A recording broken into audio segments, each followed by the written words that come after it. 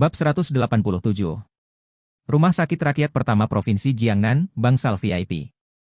Chen Ye menghela napas panjang, dan dia melakukan apa yang harus dia lakukan. Dia juga menemukan bahwa wajah lelaki tua di ranjang rumah sakit telah berubah sedikit kemerahan. Dia ingin memberikan pil obatnya, tetapi menemukan bahwa pil obat di sakunya terlalu kuat, dan tubuh lelaki tua itu mungkin tidak bisa untuk menahannya, jadi dia hanya bisa menyerah. Xia Ruosui berjalan ke sisi Chen Ye dan berkata dengan lembut, "Chen Ye, bisakah nenek benar-benar bangun?" Chen Ye tersenyum dan berkata, "Aku menjanjikanmu sesuatu, kapan aku tidak melakukannya?" Tepat ketika Xia Ruosui hendak berbicara, dia memperhatikan bahwa nenek di ranjang rumah sakit batuk beberapa kali, matanya bahagia, dan dia bergegas. Ibu Xia juga cukup bersemangat, suaranya bergetar, "Bu, apakah kamu bangun?" Pria tua di ranjang rumah sakit membuka matanya, mata berawan memancarkan sinar cahaya, dan mengulurkan tangannya, air. Xia Ruosui buru-buru menuangkan segelas air hangat, dan dengan hati-hati membantu lelaki tua itu berdiri, "Nenek, minumlah dengan cepat, pelan-pelan."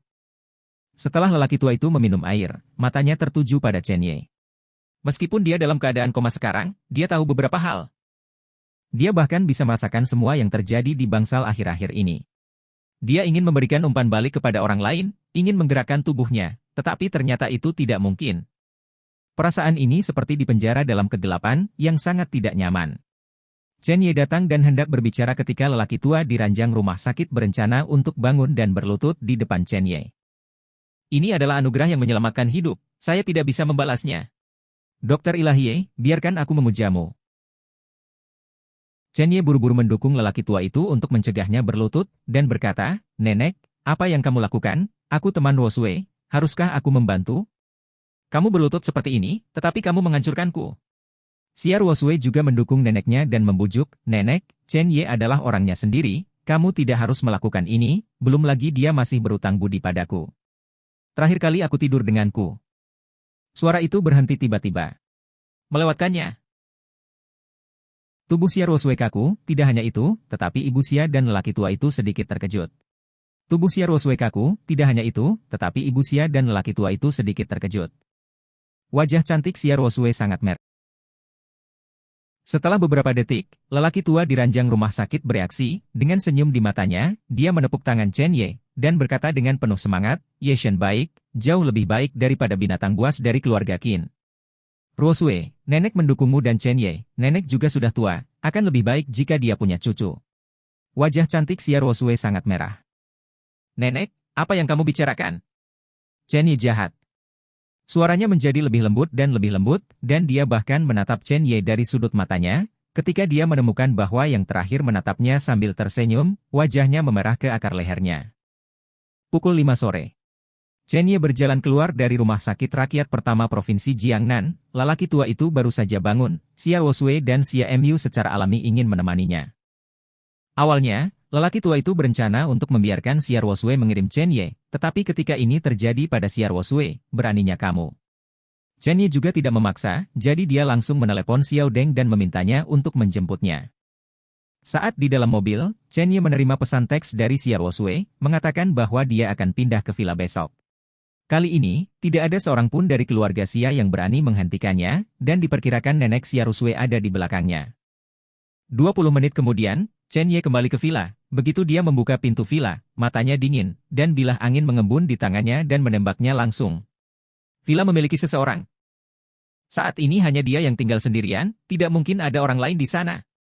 Pada saat ini, sebuah suara dingin terdengar, "Lihat tubuhku kemarin," dan memalingkan wajahku begitu cepat. Laki-laki benar-benar bukan hal yang baik. Chen Ye menutup pintu, dan secara alami menemukan kecantikan acuh tak acuh duduk di sofa. Lu Hanshuang. Yang mengejutkan, Lu Hanshuang mematahkan bilah anginnya dengan mudah. Tampaknya kekuatan gadis ini tidak lemah. Chen Ye duduk di sofa dan menatap Lu Hanshuang dengan penuh minat. Hari ini, Lu Hanshuang tidak mengenakan jas hitam, tetapi sepasang celana panjang putih, sepasang sepatu kets, dan sweater putih, meskipun biasa, mengenakannya di tubuh pihak lain dengan sempurna melengkapi temperamen dan sosok pihak lain. "Aku ingat aku berkata, kamu tidak bisa masuk ke villa ini lagi." Chen Ye berkata dengan ringan. Pihak lain melanggar aturannya, bahkan jika itu adalah wanita cantik, Chen Ye tidak akan mengasihani Xiang Xiu. Lu Hanshuang menggambar senyum di sudut mulutnya dan berdiri. "Aku, Lu Hanshuang, tidak suka berutang budi, tapi aku berutang padamu 3, dan kamu tidak bisa melarikan diri. Hari ini, saya datang untuk membayar bantuan pertama saya. Setelah berbicara, Lu Hanshuang menyalakan telepon untuk merekam.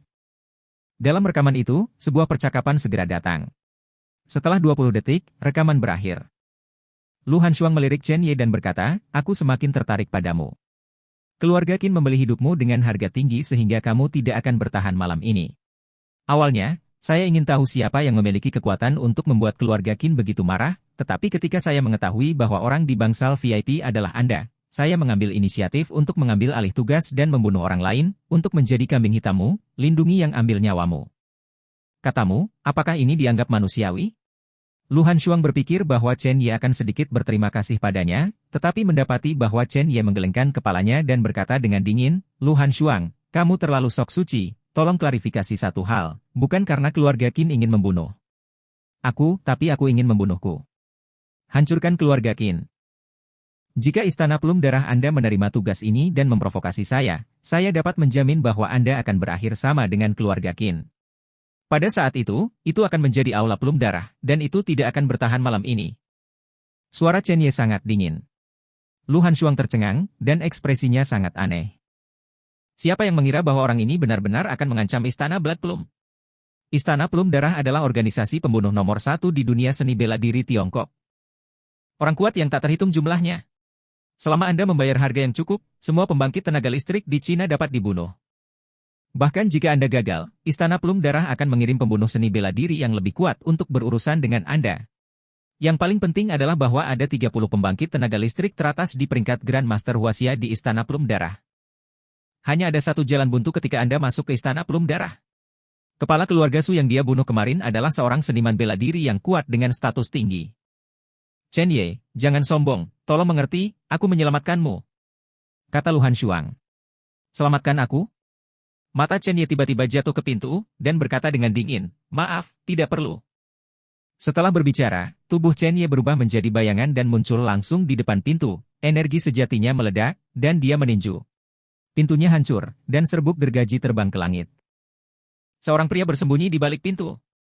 Pria itu jelas tidak berharap Chen Ye menemukan dirinya sendiri, jadi dia tidak lagi ragu-ragu, pisau pendek muncul di tangannya, dan dia menebas langsung ke dada Chen Ye. Kecepatan tinggi. Tapi Chen Ye lebih cepat. 5 jarinya yang seperti elang langsung ditekuk di leher pria itu, darah menyembur keluar, dan kekuatan 1000 pon meledak. Ledakan. Dengan ledakan keras, pria itu hancur ke tanah. Daging dan darah. Lu Hanshuang, ingat. Terhadap langit, ada pengecualian. Terhadap aku, sama sekali tidak ada kehidupan. Bab 188. Wajah Lu Hanshuang sangat berubah. Dia menatap pria yang berlumuran darah di tanah. Karena pria ini juga dari Istana Plum Darah. Kali ini keluarga Qin benar-benar membuat persiapan dengan kedua tangan. Tidak hanya dia mengambil alih tugas, tetapi seseorang juga mengambil alih tugas memenggal kepala Chen Ye. Kuncinya adalah, bagaimana Chen Ye mengetahuinya. Dia jelas baru saja memasuki rumah. Ada erangan menyakitkan dari pria di tanah, dan dia merasa tulang-tulang di belakangnya tampak runtuh, dan darah terus-menerus merembes keluar. Dia menatap Chen Ye dengan keras kepala, dan ketika dia memutar pisau pendek, dia ingin menyekanya ke arah Chen Ye, tetapi satu kaki besar jatuh. Menginjak langsung di lengannya. Retakan. Tulang lengan langsung patah. Apa? Pria itu berteriak lagi, tetapi segera suaranya berhenti tiba-tiba. Karena tangan kanan Chen Ye sudah menggenggam lehernya, dia tiba-tiba mengangkatnya. Siapa yang mengirimmu ke sini? Suara Chen Ye seperti es. Biarkan orang ini menjadi seperti jurang maut, seperti jatuh ke dalam gua es. Wajah pria itu menjadi pucat dan berangsur-angsur membiru. Perasaan tercekik membuatnya merasakan sakit yang tak tertandingi. Dia berjuang mati-matian, tetapi menemukan bahwa dia tidak dapat melepaskan diri. Matanya memerah. Dia ingin berbicara, tetapi tidak bisa. Pada saat ini, Chen Ye memperhatikan bahwa ada plum darah di antara laut kiri pria itu, yang persis sama dengan plum darah di antara alis Lu Hanshuang. Dengan putaran kekuatan di tangannya, dia langsung menghancurkan pria itu ke tanah lagi. Kakak, ada lagi suara tulang yang pecah. Pria ini ikut denganmu. Ini yang kamu sebut menyelamatkanku? Chen Ye berkata ringan kepada Lu Hanshuang. Wajah Lu Hanshuang pucat, dia melirik pria itu dan menggelengkan kepalanya dengan tajam. Aku bahkan tidak tahu orang ini ada. Orang ini benar-benar melakukan tugas yang sama. Pria di tanah itu terengah-engah, wajahnya pucat pasi. Siapa yang mengira bahwa orang yang akan dibunuh kali ini akan sangat menakutkan? Dia tidak memiliki kekuatan untuk melawan sama sekali. Tiba-tiba, matanya yang dingin menatap Lu Hanshuang, dan berkata dengan marah, Lu Hanshuang, apakah kamu tahu apa yang kamu lakukan? Kamu benar-benar melanggar peraturan? Jika organisasi tahu kamu akan mati, saya menyarankan Anda untuk memenggal kepala pria ini segera, jika tidak, Anda tidak akan dapat melindungi diri sendiri. Kalimat terakhir hampir diucapkan olehnya yang mengaum. Chen Ye melirik pria di tanah, dan menginjak langsung tubuh orang lain. Kamu terlalu banyak bicara, mereka yang ingin membunuhku semuanya mati, dan kamu tidak terkecuali. Chen Ye tiba-tiba mengerahkan kekuatannya, dan dengan satu tendangan, pria ini harus menjadi jiwa yang mati. Pada saat ini, Lu Hanshuang bereaksi dan berkata dengan cepat, jangan bunuh dia. Jika kamu membunuhnya, Istana Suemei harus tahu bahwa misi yang dia lakukan gagal. Pada saat itu, seseorang akan datang ke pintu untuk menyelidiki masalah ini. Jika kamu tahu bahwa kamu membunuhnya, semuanya akan merepotkan, dan Istana Suemei akan mengirim ahli yang lebih kuat. Untuk mengejarmu, ini adalah mimpi buruk untukmu. Kamu tidak bisa lepas dari cakar Istana Blood Plume. Ini adalah kekhawatiran terbesar Lu Hanshuang. Kalau tidak, dia akan rela membunuh pria ini. Chen Ye ragu-ragu selama beberapa detik, jika ini masalahnya, Istana Plum Darah ini tidak perlu ada. Melihat bahwa Chen Ye tidak melakukan apa-apa, orang-orang di tanah berpikir bahwa Chen Ye takut mengejar Aula Suemei dengan panik. Dia tertawa dingin, cukup ganas, dan berkata kepada Chen Ye, Nak, sekarang kamu tahu siapa yang telah kamu sakiti, berani memprovokasi Istana Suemei, kamu mencari kematian. Berlutut di depanku sekarang dan memohon belas kasihan, aku mungkin mempertimbangkan. Sebelum dia bisa selesai berbicara, Chen Ye menginjaknya. Sebuah lubang muncul di dada pria itu dalam sekejap, dia memuntahkan seteguk darah, dan kematian tanpa akhir melilitnya. Sebelum dia meninggal, sebuah suara acuh tak acuh terdengar di telinganya. Aku berkata, jika Istana Plum Darah masih berani memprovokasiku, hapus saja.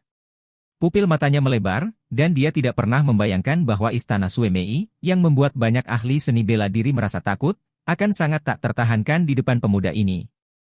Menghapus? Apakah Anda memenuhi syarat untuk menghapus?